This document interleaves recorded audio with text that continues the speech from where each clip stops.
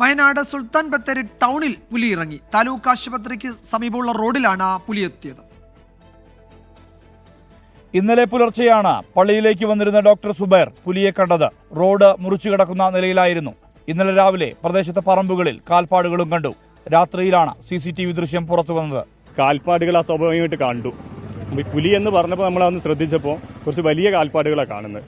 അപ്പോൾ തന്നെ ഞാൻ നമ്മുടെ ഇവിടെയുള്ള CCTV ഉള്ള ആളുകളെ വിളിച്ചിട്ട് പറഞ്ഞു ഒന്ന് ചെക്ക് ചെയ്യണമെന്നാണ്. അപ്പോൾ അവർ പറഞ്ഞു കുറച്ച് തിരക്കിലായതുകൊണ്ട് ഒരു 5 മണിക്ക് ശേഷം ഞങ്ങൾ ചെക്ക് ചെയ്തിട്ട് പറയാനാണ്. 5 മണിക്ക് ശേഷം അവർ ചെക്ക് ചെയ്തപ്പോഴാണ് ഇത് പുലിയാണ് എന്നുള്ള ഒരു സ്ഥിരീകരണം വരുന്നത്. അപ്പോഴാണിത് വലിയ ആശങ്കയായിട്ട് നമുക്ക് മാറിയത്.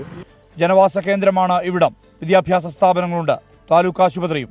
ഇതോടെ ആളുകൾക്ക് ആശങ്ക ഏറുകയാണ്. റെസിഡൻസ് ഏരിയയാണ്, അതുകൊണ്ട് തന്നെ നമുക്ക് പേടിയാണ്. കാരണം ഇവിടെ കുട്ടികൾ രാവിലെ മദ്രസയിലേക്ക് പോകുന്ന പിള്ളേരൊക്കെ ഉണ്ട്. 6 മണിക്ക് മദ്രസയിലേക്ക് പോകുന്ന പിള്ളേരുണ്ട്. പിന്നെ അതേപോലെ തന്നെ സ്കൂള്, പിന്നെ ഹോസ്പിറ്റല്, അങ്ങനെയെല്ലാം എല്ലാവരും ഉപയോഗിക്കുന്ന ഒരു വഴിയാണിത്.